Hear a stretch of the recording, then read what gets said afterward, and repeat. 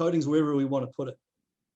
Even though it says it's in the curriculum, we put coding, we use coding for whatever project we were working on, and wasn't necessarily a maths.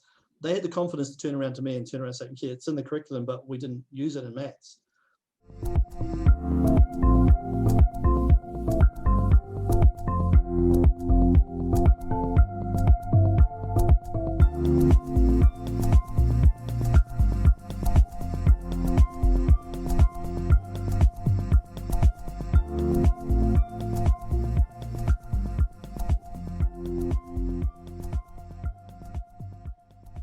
Okay, so good evening, everybody. So we're here. It's been a good few weeks since this is our first meetup in 2021. Tonight we have Tony Riley from the NCCA, and we're going to be talking about assessment. So I think without further ado, we'll just get going, Dermot. Unless you want to add anything more there, Dermot? Not at all, Helen. Great to see you again. Good to see you in these, straitened times. And good to see you, Tony. It's really good, to see you. Thanks for having me. Thank you for having me, and especially in this webinar about assessment during COVID. It's like the last session you do on a Friday afternoon, and everybody's starting to fall asleep. And assessment is what we're going to be talking about. Awesome. But I think actually, I think if you're watching the news, assessment is probably the key issue at the moment. Certainly at a secondary level.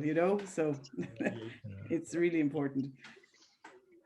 Very true, and I think that it particularly from a digital learning perspective as well, it's one of the trickiest areas, because I suppose the way that the education system has been skewed traditionally, there are traditional measurements or traditional barometers for assessing learning, but when we consider it in the context of maybe 21st century learning skills, and how to assess people's digital competence and what we're trying to achieve with digital competence, it's a much more challenging area, much more developing area, maybe.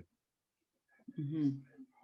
I think as well, certainly in the video that I'm going to show, it's about we're doing remote learning and assessing, but also to ensure that there's sort of validity to that assessment, because we can't see, what the students are doing, so this brings a whole new dimension, I think, to assessment that we would never have maybe configured or considered, when we were writing our digital learning plans. And I think this is, very, very interesting, and maybe there's innovations that are out there that maybe, there's things that are happening that, we have to consider now. So it's very exciting if you want to look at it that way,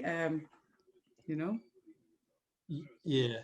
I think exciting's an interesting word. I don't think we're quite there yet, but we're not really there yet at all. It's so experimental at the moment, and so many things are changing so quickly. But it's a very interesting space. But I don't think we're 100% there yet. So. Yeah, I mean, maybe exciting isn't the right word, but experimental is a better word. It is a better word. Well, it can be exciting as well. There's cool stuff out there, so yeah. Well, there is some cool stuff. So basically, so do we want to go over to your presentation, that video, Dermot, first? Yeah, absolutely. So I suppose what I have tried to piece together is a tangible example of what we have been doing during lockdown, and then how we are assessing that learning as well. So in this short video, we're going to take a look at assessment.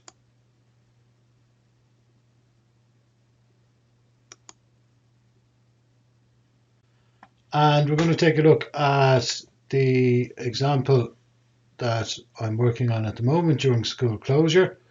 So our current practice during school closure, we do about 2.5 hours daily of a Google Meet, and then outside of the Google Meet, the students work collaboratively on projects outside of class, and that's the example that we will take a look at.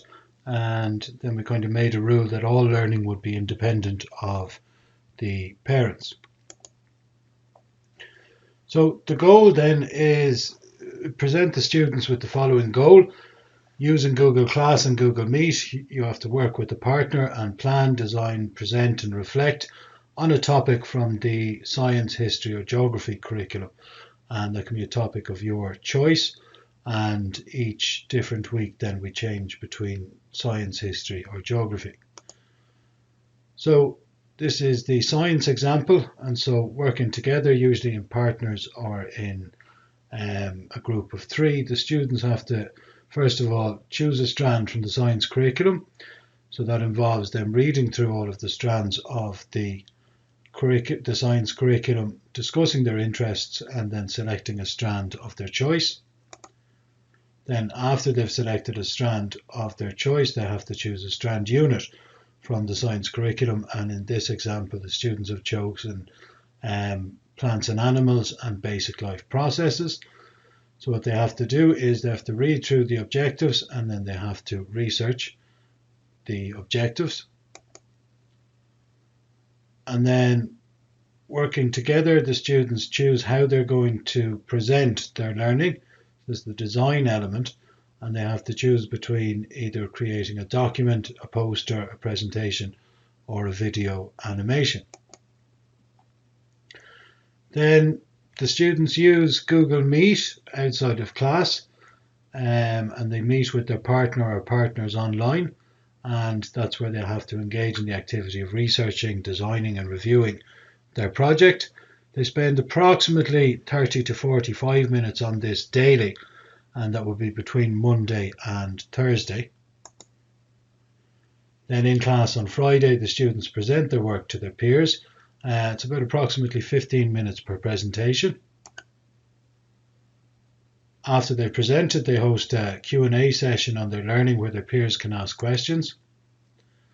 And this is where the assessment begins, really. So the students have to reflect on their learning, and I find that this provides the teacher with valuable opportunities for follow-up questioning. And then I use a rubric to assess their work. And so this rubric is adapted from the NCCA guidelines, and it has 4 categories. So the development, organisation, focus on audience, and then the language. And so just quickly, the language then will be to do with their ability to discuss the strand units and the objectives that they've been working on. It's graded from 0 to 3. You have a space then to add in comments, and then there's a space for future work. So for example, what you want the kids to work on for future presentations, and then after you fill that in, you can just email that to the students themselves. So that's it. Yeah, that's just a short rundown of what they're doing. Again, I suppose the key to it is that it takes place independently of myself. The kids use Google Meet independently, and they use it then after our own online classes, generally in the afternoon. And I suppose what I like about it is it's fulfilling a lot of giving students choice in their own learning, encouraging them then to engage in inquiry-based learning. And there's a nice loop then as well when they present in class, and their peers can ask and answer questions, and then there's a rubric, I suppose, then for assessing that, which has just been adapted from the NCCA guidelines. I just think it's really interesting, Dermot, because you're doing collaborative work, online collaborative work remotely with primary school students. I just think that's fantastic. Yeah, well, one of the things about that, Helen, is that, you know, and this is what we're talking about, like, is part of I suppose, this digital revolution. Maybe it's a bit extreme of a word, but we're preparing them for jobs in the future, and it is likely that that will be some aspect of their future working life, where they will be working remotely with individuals from different countries or different continents maybe, and they will have to work together on a project where they just have a list of objectives, and they have to put together a presentation and then present it. So I'm hoping that that is certainly giving them some form of experience of that, you know. Yeah, that's really good, because it sets them up really well for secondary school, you know. It really does, you know.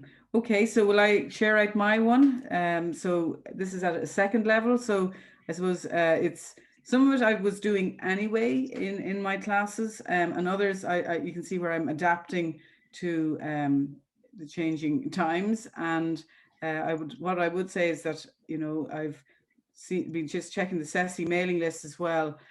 And, you know, you get ideas there from the questions. And yesterday I was at a computer science CPD, and, you know, again, more ideas came up about how to to share files so that you can sort of see it live. So I'm just going to share this out, and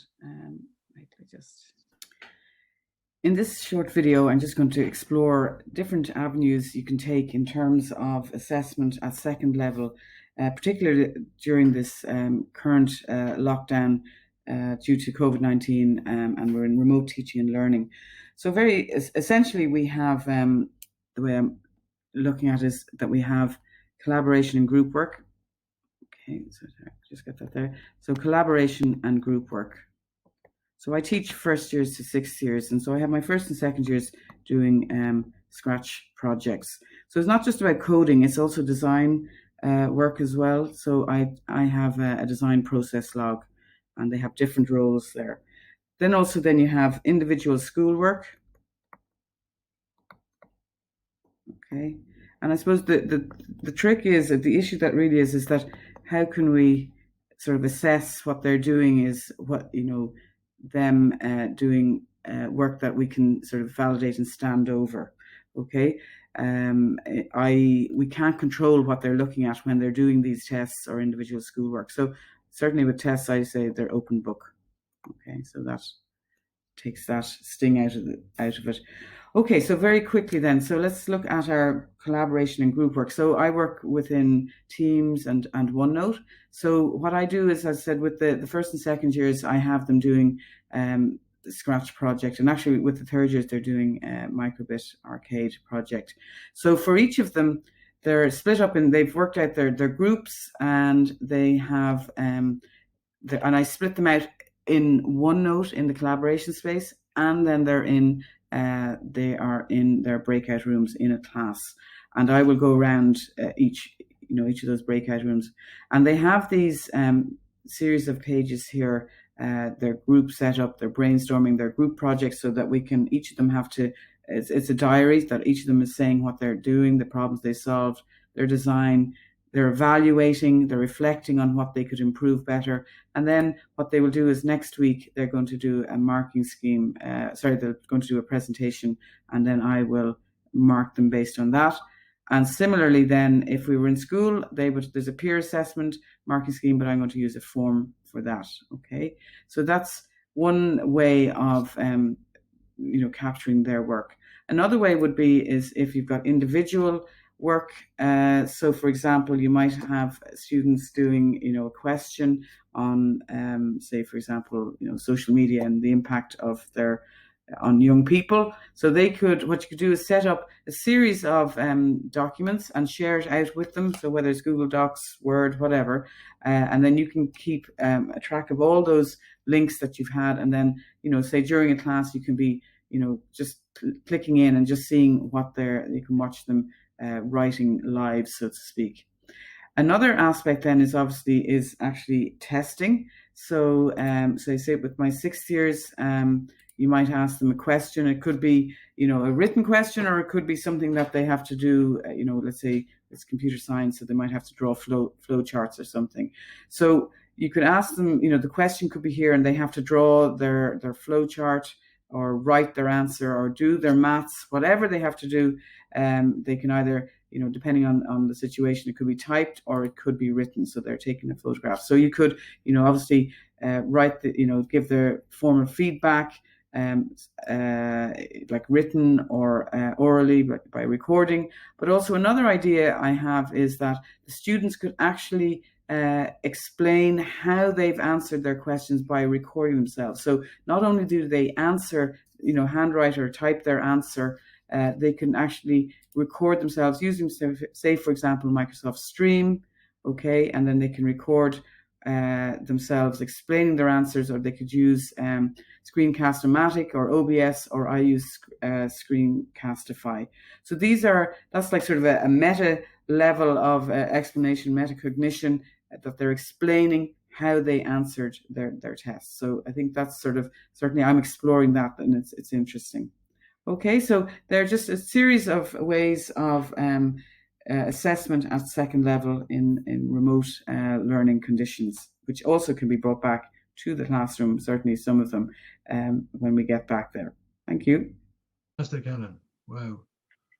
Your rubric is really very, very detailed.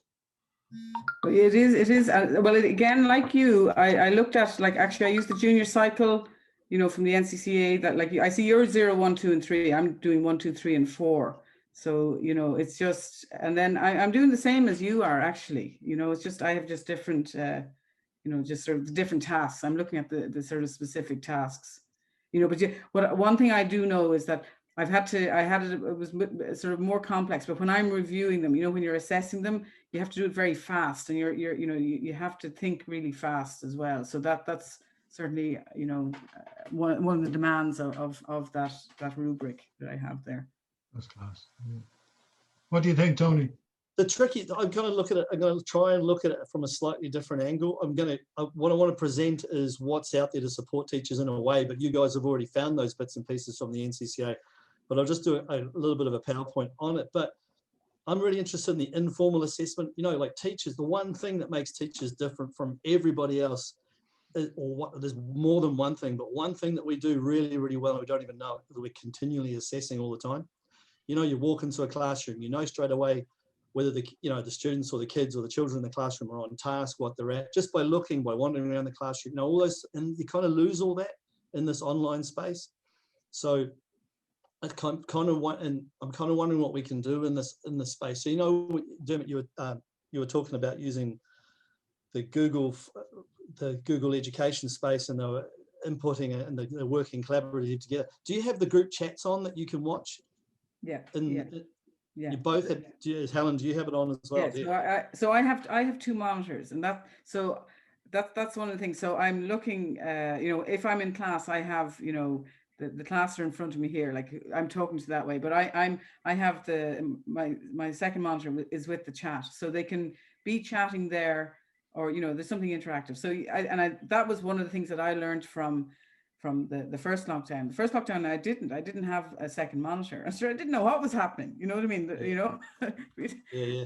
So that, and now they know that I'm looking at it, and that's good, because I can be, sometimes they're writing in the group chat, but sometimes students might write individually, and and that's fine as well. And or else what I do now as well is, like, I might have, like, we have there's breakout rooms, but sometimes I just leave them all in the main room, because they said to me, Mrs., it can be a bit awkward sometimes. And so I leave them all in the main room, and then I just experimented. So I can actually call them individually anyway, and pull them out of that main room, So that's actually, because I didn't know if you could do that. And I said, I'm just going to try, and it works fine. I said, just pick up the call when I'm ringing, So I think that's the closest I can get to being walking around, and if I was talking to them, one-on-one, and they, so you're trying to simulate something, as you say, you don't know what's happening elsewhere, which anyway.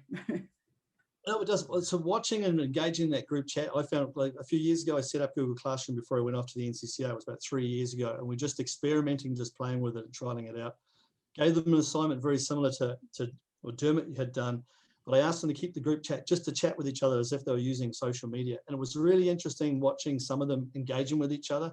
They were sharing, say we were doing the Egyptians, for example, and then someone had gone off and found a whole lot of stuff about the Egyptians and put it in and said, have you seen this? And then a big conversation started up, and watching that and assessing that was really, really, really informative to me. It was, you could see who was engaging and who wasn't engaging just from the chats. And then the ones that were really quiet or weren't really doing, you just prompt them a little bit, ask them a question. Hey, did you see such and such? And just like you would be in a classroom, even though it's really, really super difficult.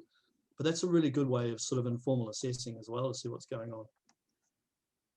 So I kind of looking at not from an NCCA point of view, but I'm trying to think of what kind of resources might be helpful for teachers in schools. And I noticed that, Dermot, you looked at that NCCA doc. It's a huge document, right?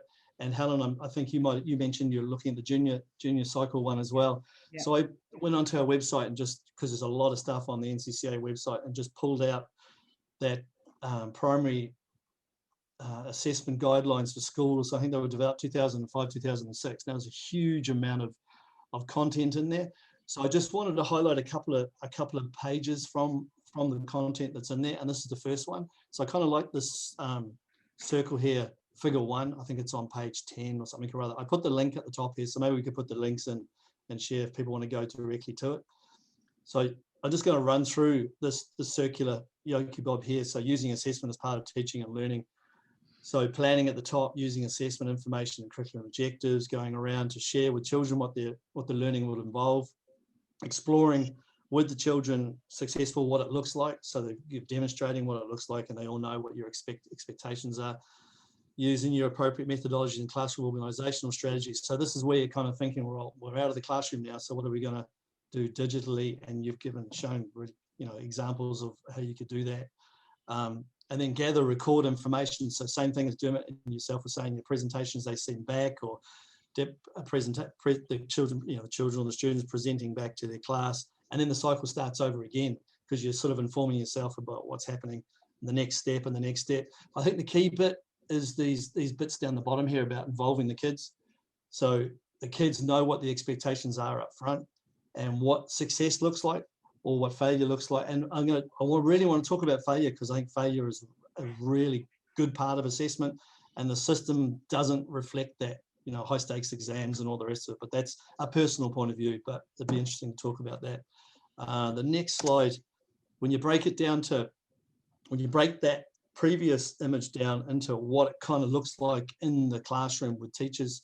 So we go from the teacher-led assessment on the right-hand side, so standardized testing, teacher design tasks and tests, teacher observation, questioning, and then sort of the things on the left-hand side of that arc, what you could get kids or the children in the class, what they could produce. So concept mapping, so they're like mind maps. So you've got your project at the top, breaking it all down into different areas of where you're developing, seeing what their mind map is about their project is really interesting. Portfolio assessment, so we're doing that now because we've got online learning, right? So we've got these either teams set up or we've got, Google Education set up. So they're automatically happening now because we've got these portfolios in there. The conferencing bit's really interesting, and I think that might be, I don't know what it'd be like. So it'd be really interesting to ask you about that, because how do you conference online with kids? Do you set up a Zoom call? Do we all talk together? Do we have it messaging backwards and forwards? So that'll be interesting to see what's happening with you and how you're doing it. And then it's the self-assessment piece. Self-assessment can be really tricky because it gets back to what you need to get across, to what the expectations are and how you get those across to your kids or your students, because otherwise how can they self-assess if they really don't understand what you want them to do? And then underneath that, you'll see the pages that they're on. There's a huge amount of resources, so page 14, 24, all related, and you can look and go mad in this document because it's absolutely huge. The next slide, I'm sort of thinking about NCCA work now and primary school in particular. So I'm sorry, Helen, and sorry, post-primary people, but this is like what's going to happen at the end of this year, because it's a really interesting year, interesting and hard for everybody. What will assessment look like at the end of the year? So what will our annual report cards that primary schools produce at the end of the year, whether they use this one that's a report card creator with the NCCA, how are we going to fill this in, as in how are we going to let parents know, and others, post-primary schools may use these to see what their kids are doing, but how are we going to get this information and try in this really, really difficult year, how are we going to get that across? So we're probably going to be working a bit on this, and it'd be really interesting to find out what people feel about this, and Dermot in particular, because this is obviously, we're going to be, I'm assuming you'll be doing this in primary school. So what that might look like towards the end of the year will be an interesting conversation. We have to say something about the PDST because they've got so many resources, so many really, really, really good resources. So if you go into the PDST, the site, there's assessment and feedback, PDST, and you get, this is the first thing you'll see. It's under the bottom of that page, you've got a heap of different resources that they're using for formative and informative assessment. And along with those, each one of those has been divided up into really nice videos that demonstrate the use of the Seesaw. So you can see their screencast explores how teachers can use to provide pupils with voice feedback and Seesaw based on mini rubrics. Because so maybe, Dermot, you might pick up something there that you could use in your class, voice feedback rather than written feedback, or I'm not sure how you report back to the kids how successful they've been. This one here using Microsoft Teams, screencasting, demonstrating how to provide text-based feedback, so it's all really, really good stuff. It's just finding it and looking at it and having time to look at it.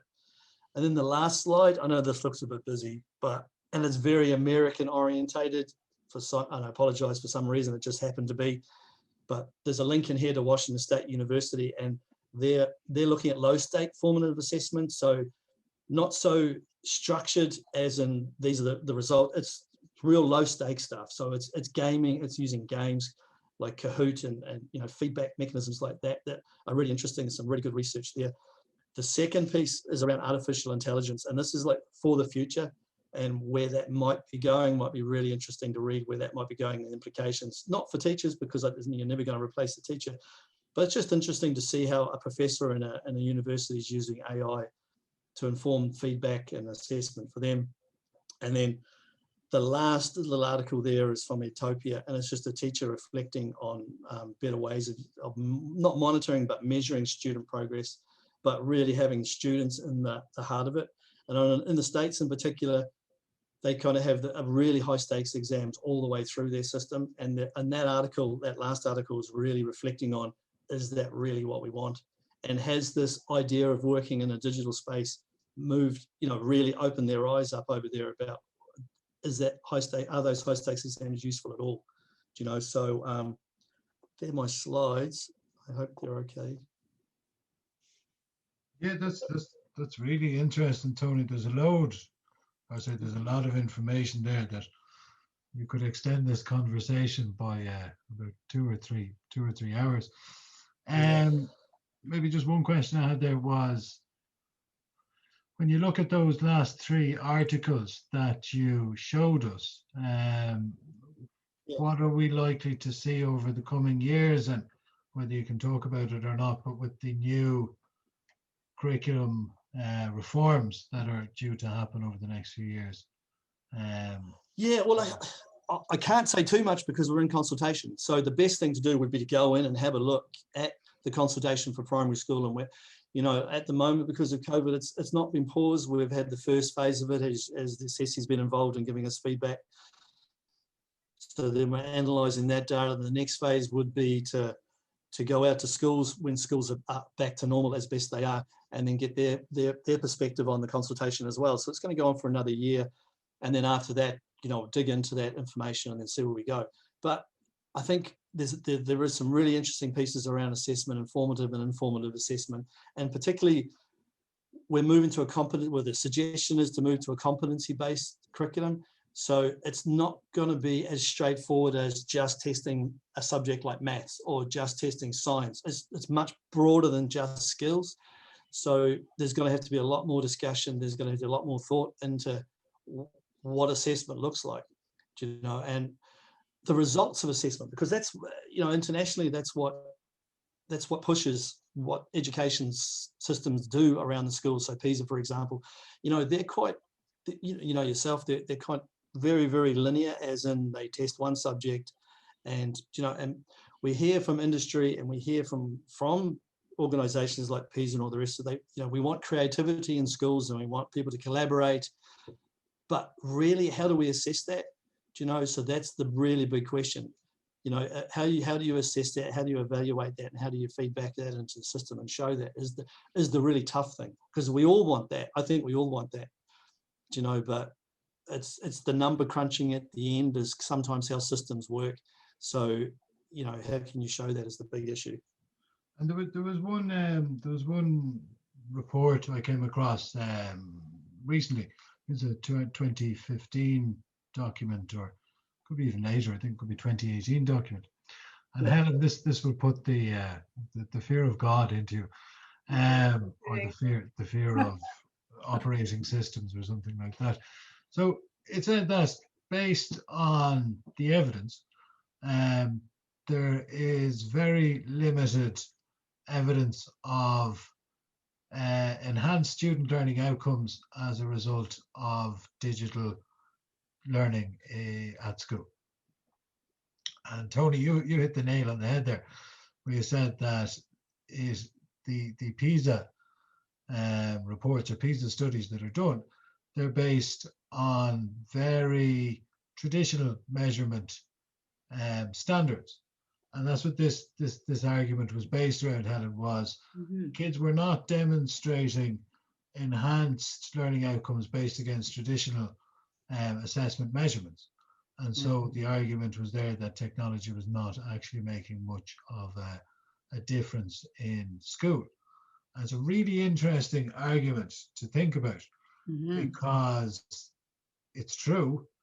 And then as Tony's pointing out there, we're not able to measure creativity. We're not able to measure collaboration or communication, you know, all of those types of things. Not in the traditional way that we measure things. Like we can, I think we definitely can measure all those things and we can demonstrate it and we can show it. But the system, I don't think at the moment is ready for it in the traditional way, if you know what I mean. Or the results that, you know, it's an A, B, C, or D, or you have 90% right in the maths test. You know, it's so that's the tricky bit, and we need to get towards that, I think, to really instill it. But if you roll back just to what you were just saying there a few minutes ago, Dermot, like we all feel a bit more relaxed or, you know, in this. So why is that? Is it because we're more technically accomplished? I mean, I know we were a bit tired tonight and we made lots of mistakes, but we were actually more relaxed about making mistakes. But I mean, apart from that, certainly the experience, and I've checked in with my students, that there is a better feeling of accomplishment in able to do all of this, you know. So and that has to count for something, you know what I mean? So it might not necessarily make you better at maths or something like that, but you know, look at all the other skills. You've got presentation, communication, creativity, collaboration. So you're saying, Tony, how do you capture that accomplishment? So can I try? I'll give you an example without getting too personal about it. It's about one of my kids, right? One of them was doing the junior certificate last year, and the junior certificate or the junior cycle was given to them basically because we couldn't have the test, the official tests, and all that sort of stuff. So the school had asked them to keep going for about 3 or 4 weeks after the junior cycle was announced that everybody was getting it. So to motivate them, they were going to be given online exams. So one was in particular was an online maths exam, was a multiple choice exam, and they were given a time and a date when they had to sit it. So my son, without saying too much, and his friends had organised when the exam started, the online exam was on the PC. They had their mobile phones, they had everything set up, so they were answering the questions together as they went through, right? So collaboration, they used their imagination, and they managed to do all that stuff together. No one, you know, so I thought it was. They gamed the system completely, and it wasn't the right thing to do, but they used technology and they used all the bits and pieces to get to where they wanted to get. Now, if that was the aim, if that's what we're aiming kids to do, which I think it is to use the tools they have, and the tools they have at the moment is technology, right? So if they're using the tools they have to solve a problem that they've got, then we're halfway there. Now, you couldn't possibly assess that and say that was, you know, but it's just demonstrating that, you know, so exactly. Yeah, and anyway, I think that the experiences over the past, it's almost a year now, have demonstrated that there's been a huge shift towards the actual environment that children inhabit compared to the actual environment which we maybe construct around them in schools, in the sense that, you know, it's the teachers who are adapting at the moment. The kids, this is second nature to them, a lot of what is happening. It's but they still miss everybody. They miss their friends. They miss. Oh yeah, no, I accept that. But just with what Tony is saying there, for example, if you look at the digital tool use, and that's the idea. Like, I mean, when you look at assessment, for example, you got to look at the objective behind why do we use technology in school? Is it to enhance traditional learning, or is it to create new forms of learning? Or, you know, and you'd hope we're moving towards the secondary one. But they're so capable of using digital tools. Like, we have kids, and what they do in school, remember these are only primary school kids, is they usually WhatsApp each other during their homework time at home. So they're doing their homework in their copybooks and they're chatting about their questions, you know, how are you doing in this? How do you do that? What answer did you get for X, Y, or Z? And like, if you set that up as a learning task, you would feel a great sense of accomplishment, but yet they're doing this independently of you. You see, that's the really exciting thing about what's happening at the moment, I think, is that they're using these tools they never would have used for an education purpose themselves before. You know, so I watch my kids all the time, obviously, and the kids in school, they'll make videos, they'll play games and all the rest of it, but the actual purpose was never really educational in there. But now it's moving over to using technology for an educational purpose. That's why I think it's really exciting, a really exciting time at the moment. Mm-hmm. And I think kids and students are starting to wake up to that possibly. Not all will, but some will. You know, they can leverage this tool that they only used as a game before to actually use for an educational purpose. And there's an opportunity for us to jump on that somehow in the future. Yeah. I'm just looking at Dermot, just in terms of our sort of structure. Do we want to ask Tony our eight questions? Yes. We're at this point. So Tony has said that these are profound questions, and he's the first person. These are the most profound questions I've ever been sent. So I don't know if I can't answer them. They're too big. I think Tony wanted to watch a match at 1:15 as well. Okay, Tony, we take the 8 questions. Oh, don't worry about that. And we will move. Okay. So we asked these to everybody, Tony. We asked these to all of our guests, and the idea then is that at some stage we may look at pulling together some form of a document based on everyone's answers and see if we can identify any similarities or comparisons or whatever between the people and how you answer them. There is a meta level to these questions, Tony. Believe it or not. Okay, so we start with question 1. So Tony, who or what triggered your interest in the educational use of technology? I suppose personally, I was hugely into playing computer games, right, when I was younger, and I was really excited and interested about that and all the rest of it. But when I started teaching, it wasn't, technology wasn't in schools at all, really. And then when it slowly started to creep into schools, I got my interest back in technology. But I just sort of I could see how engaged kids were when they used it, and how you could just see it sparked, to me, it seemed to spark their imagination because it was so different, it was so interesting, or it was, they started to become controllers of it rather than me as a controller of it. So it's just really all about engagement and how it sparks people's interest, certain people's interest anyway. So I've always been keenly interested in it. Very good. Okay, and question 2, what is your primary motivation behind your educational use of technology? The engagement bit all the way through. So I'm always trying to find, whether it's technology, it doesn't matter if it's technology or not, if it's something that's going to get kids motivated to do something, what you're trying to get across, if it's going to motivate, then that's what I'm going for. And I just found, like I said a minute ago, I found technology was just a little thing that pushed them or not got them interested in something. It was just a sideline that got them ticking over and engaged. So question 3 then, describe in your experience effective educational use of technology in the classroom. Okay, a little bit left field. Failure is really, really important, right? So if you look at technology, computer games in particular, the way you play a game and a computer game or whatever, you have to constantly fail all the time, right? So the system, I don't feel encourages failure. So the reason I started introducing the way technology works is that you're constantly failing, you're going back and reviewing and looking all the time. I just like that concept of not constant failure, but failure to learn more. I think you learn more from failure. So I kind of like that way. I don't think we're there yet with technology in schools. So I would use computer games. And I'll give you an example, a really, really random example of what I'm talking about. I'm sorry for going off track here, but a leaving cert applied class in post-primary who weren't interested in anything.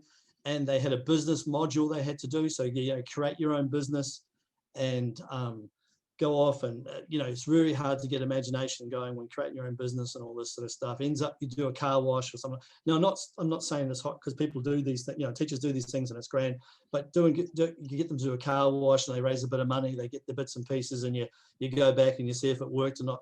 I did that for a couple of years and it was kind of soul destroying because the kids didn't really want to do it. They were doing it because they couldn't think of any other business ideas. One day, one of the guys said, have you heard of Farm Simulator? Have you heard of Farm Simulator, Helen?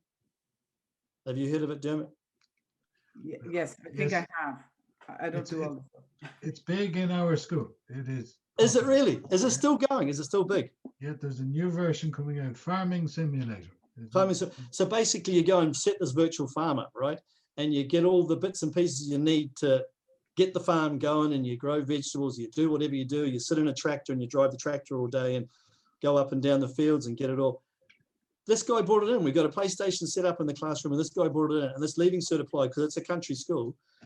They absolutely got hooked, you know, they hooked on it anyway, but they turned it into looking at a business model. So they looked at, you know, how much it costs for crops and all that sort of stuff.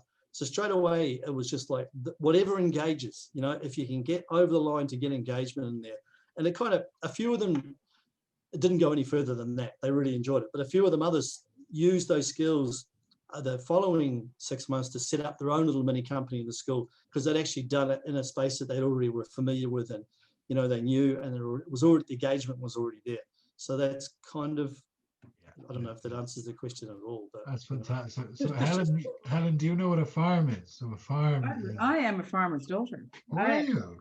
And you never played Farm Simulator? No, I haven't, because I don't know. Years ago, I played Tetris, and I got so addicted to it. I said, I used to start at level 10, and I was very good at it.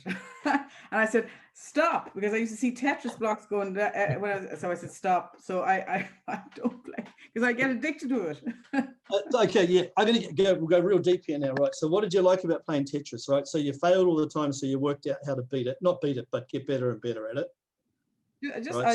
It was the pleasure and the speed, and I was just trying to get all the shapes there, and just to get up the levels, and you know, you can see the pride. I used to start at level 10. Like, that takes a long time to get to, well, maybe it took for me a long time to get. So it was great.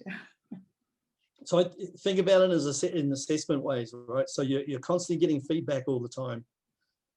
It's not judgmental. So, and you've got some achievement at the end of it by you going up levels and all that sort of crack. So it'd be pretty awesome if we could create some sort of stuff, if we could create that sort of environment in schools where it's not judgmental feedback, but it's constant feedback. Failure's okay, and you've got a goal at the end of it. But anyway. Okay. Next question. Describe in your experience effective learning outcomes from the educational use of technology at school. So effective learning outcomes. Don't think about effective learning outcomes. So you don't even think about technology to start off with, right? So you think about what it gets back to that slide I think I showed, where you're showing the kids what a success is in whatever you're trying to get across, whether it's understanding about the Egyptians, or it's multiplication, but it's applied to a real world context, as in going shopping or whatever it is. So and then once you've got that criteria, once you understand what your actual learning outcome is, can technology help? Can technology help kids either engage with or enhance it or whatever? And then you start thinking about the technology. So I wouldn't even think about technology to start off with. I think you're looking at what the goal is at the end, and technology is not the answer to all of it, but it could be the answer in certain situations. So that's what this sort of thinking about that question. It's a seriously big question, but I wouldn't have technology in there until you understand what your actual outcome is at the end of it. Brilliant. Yeah. So you're there's a starting point prior to technology, isn't there? Way before, I think, anyway. Yeah. Very interesting. Okay. Question 5. Here we go. What is your philosophy of education, Tori? Oh, God. Yeah, these are, man, I don't know. Have you got good answers from every? I should have watched the other webinars, because I could have cheated and just said, yeah, I agree with Richard Millwood. Did you ask Richard Millwood on this? Did you? We did. Yeah, we did. Yeah. Short, concise answer. As we said, we're still recording it. We're still. Oh God! Right. Oh, it's too big, right? But anyway, I kind of think you're preparing kids in school for what they're going to do outside of school, right? And I think everything you do in school has to have some context to it that relates to outside school. So getting back to writing, storytelling, maths, all those subjects that are all what's the word I'm looking for? Broken into little individual things. they need to be relatable to what actually happens in the real world. And that's kind of why I'm really excited and really interested in technology at the moment, because we're surrounded by it. We don't have to be completely immersed in it. I think part of our responsibility around technology is getting across to kids. You shouldn't constantly be on it. You shouldn't, you need to be doing all these other really cool things as well. I think schools have a role in that at some stage further on down the line. So I think schools are all about preparing kids for when they leave, which is kind of weird, or when they're outside school, and not about jobs. It's about jobs for sure, right? But it's about a whole lot. It's much more holistic than that. That's really interesting. Yeah, and it's really interesting the way you clarified as well that it's not about jobs, because it's not our job to prepare them for industry. Like there is a separation between education and industry. I know the lines are getting blurred at the moment, and there are concerns. People are expressing concerns about that. But there is a distinction, and hopefully they could be complementary, maybe. Yeah, and we're kind of in a tricky space because we're all about technology, and I don't think I think it's really important that we get across that it's not all about technology, but technology is part of their life, and we have to, prepare, enable sort of, children and kids to thrive in that environment, but also to thrive outside that environment as well. I think that's hugely important. Very interesting. Okay, question 6. We're nearly there. In your experience, how is knowledge transferred? Well, you could go fancy and say social constructs, right? But it's all about collaboration and relationships. If you don't have a relationship with whoever you're working with, it's not going to work. It doesn't matter what it is. So, what you're doing. So I think it's about relationships and respect and collaboration. Brilliant. Yeah. Okay. And that's between students or teacher to student, or is there a difference?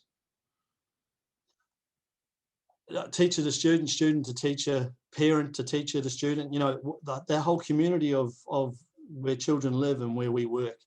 I know it's very high. It's a very high bar sort of thing. But you've got to. I think you have to strive to that collaboration piece. I think you have to strive for that because we're all living together in that environment. Yeah, very interesting. Okay, question 7 then, and I think you kind of name dropped it there already. What pedagogy best supports the educational use of technology, and why? Did I name drop it? Remind me what I said, because I'm on a bit of. You mentioned social const maybe. Was that where you were going? Yeah. So the whole, I suppose, constructivist approach. All about context. I think we need to. I think kids. I think we need to give them the skills of trying to solve real world problems. And it's not about page 26 on a maths book, and we're talking about long division. It's about, okay, so that you practice those tools, but you've got this issue or this problem or this thing you want to create, and you've got these tools to be able to go and do that. I think it's bigger picture than just the skills that we're learning. And that's hopefully where I think the new primary curriculum is going to be really interesting, around this whole competency base, because it's much bigger than just really simply refined skills. But then it gets back to assessment again. Well, how do you prove that kids have got all these skills? But I think that that constructivist theory, I think, is really interesting. I think it's a really good way to go. I mean, the design theory, design thinking is a really interesting way. And I think, Helen, you mentioned that as well, the whole process of design thinking. Mitch Resnick is really interesting, his work, this learning spiral that he has. You come up with an idea, you try and construct it, you solve the problem, or you try and create the solution to the idea. You go and play, or you go and try it out with people, you reflect on it, and then you go back and start it again, sort of thing. So it's not a never-ending process, but the one thing I think is really good about it is there's not one solution to the one problem. I think that's really, really interesting. And that's, again, another system problem on assessment. If you don't have one answer, how can you assess it globally, sort of thing, But I think having multiple answers is really interesting to one problem. Tony, who was that? You said that? Who was that person? Mitch Resnick does some really nice stuff yes. As in Scratch. Okay, yep. Yeah. So go back and have a look at some of his theories of why, and he talks about collaboration and multiple answers to one problem, you know, which I think is really, really interesting. Yeah. And then our final question, Tony, and you would have deep insight into this. And I think your own background, obviously, I remember the first time where I heard your name spoken in awe and in hushed but very complimentary terms was, didn't you start a STEM room? Am I right in saying that? You were, I remember, this was a big thing. So then maybe, so formal, the question then is, formal education in the 21st century should look like, because? I have no idea. Who knows? You know, like, seriously, who knows?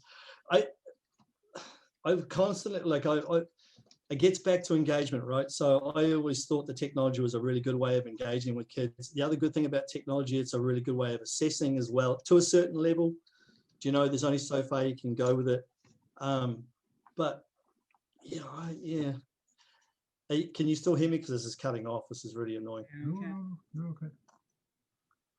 So yeah, so give us and what I suppose what I'm trying to picture is, if you, I remember you gave a virtual, did you give a virtual tour of your STEM room, where you certainly presented some audio visual material which showed it, and you had it sectioned off, am I right in saying? Different activities were taking place in different parts of the room.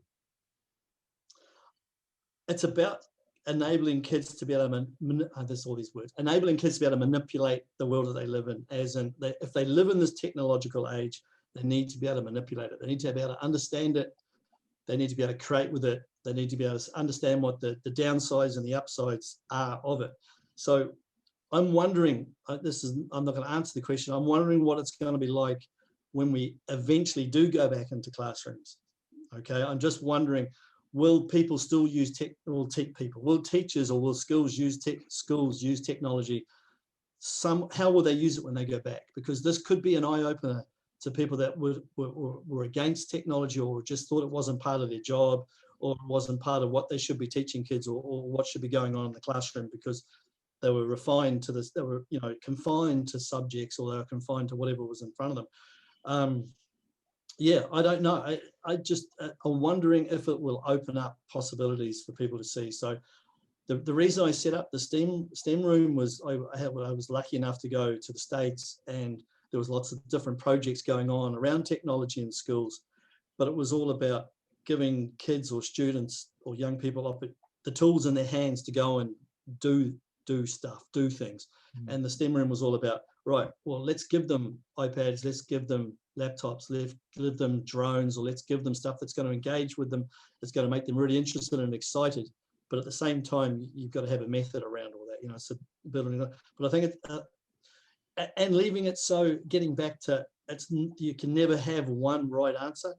I think that's what the STEM room also promoted, was this idea of, here's a problem, here's all your tools, I've shown you how to use all those tools, let's see if you can solve it. But there's multiple solutions to it, and getting the kids to talk about their solutions and share their ideas, and then someone will say, oh, I did that, what about doing this? And then it builds and builds and builds and keeps on going. Now, getting back to the system, how you evaluate that and how you assess that is going to be the tricky bit. So that's, like, I mean, that's, I think Helen, I don't mean to speak for you, but that's the dream, isn't it? That type of a scenario. But my other question then, and obviously I can't answer this, Tony. But this is question 9. Where did this come from? No, but this is really important in the context of our discussion. And I know you can't answer this question, but did those kids, did they achieve higher STEM scores at the end of the year? The junior cycle? No, at the end of primary school, our standardized assessments. Oh, yeah. Oh, sorry, the STEM kids. Yeah, our STEMs, yeah. Oh, you shouldn't have asked me that. No, I shouldn't. I'm sorry.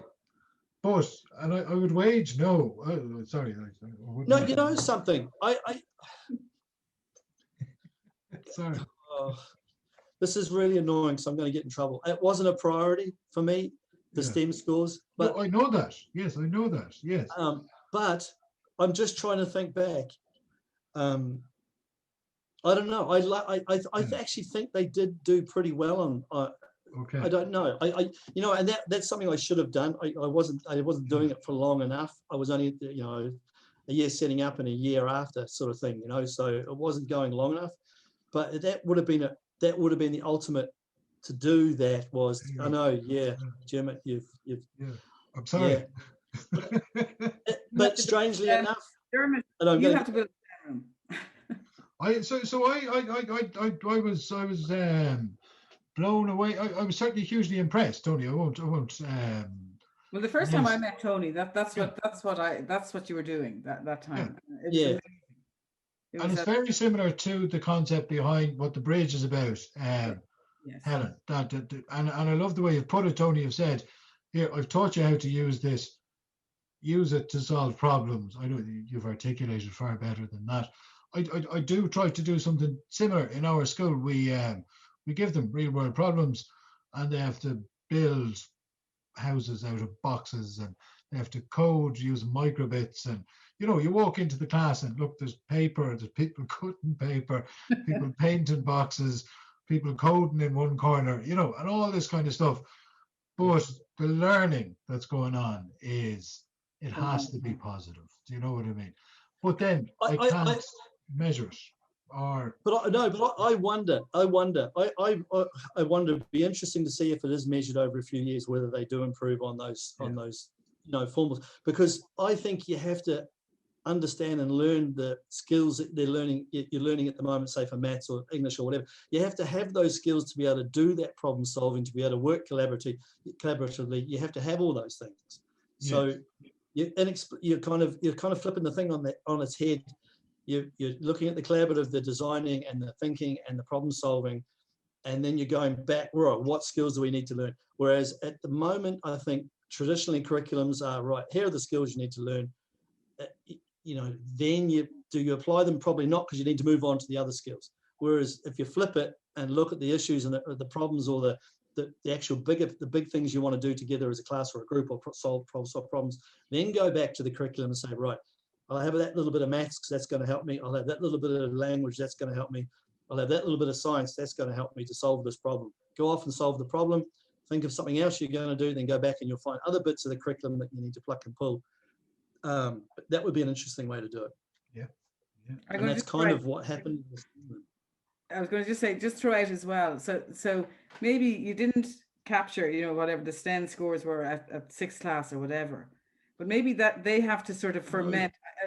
Sorry if I've said something wrong there, but maybe they have to ferment and, and then things, by the time they get to second or third year or wherever at second level, the skills are, they're sort of, more in their DNA, so to speak, and it starts to emerge at that point. I don't know. I'm just making this up, Yeah, well, who knows? Look at Finland. Apparently they don't, they take an approach where it's a lot different. They don't have these standardized tests all the way through, but they do really, really well on PISA scores and really well on, whatever's going on there.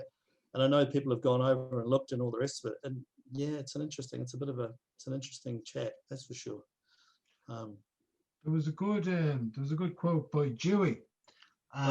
He went to I forget the term of the school. I think it was Dewey who said it, or maybe someone later, and they went to a Dewey school or something. I forget, but they said that one of the great experiences of primary school was that they didn't know how they were doing, so they were never assessed too formally. So they all thought that they were achieving wonderfully at whatever they were doing. So, there was no confidence problems. There was none of that kind of an issue. A bit radical, but at the same time, there's an element of. I think that word confidence is huge, and it applies to everything, right? And I'm talking about teachers and I'm talking about kids. So if you're confident in what you're doing, if it doesn't work, you've got the confidence to turn around and say, it didn't work. Let's have a look at why didn't it work? Let's go off and try this now.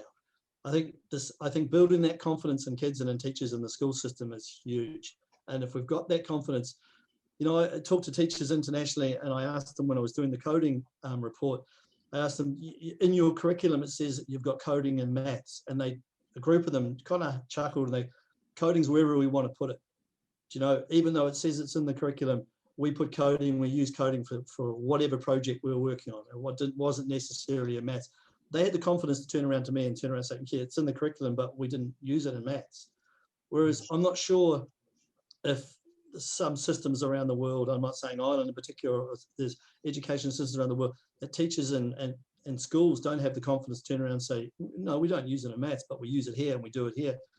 And they've proved they've gone through the pain of it not working, or it did work or whatever, but they have the confidence to turn around and say, well, no, it didn't work. Well, this is what we're doing now. So I think confidence is a huge thing. I think that's really interesting. Helen, how's your confidence these days?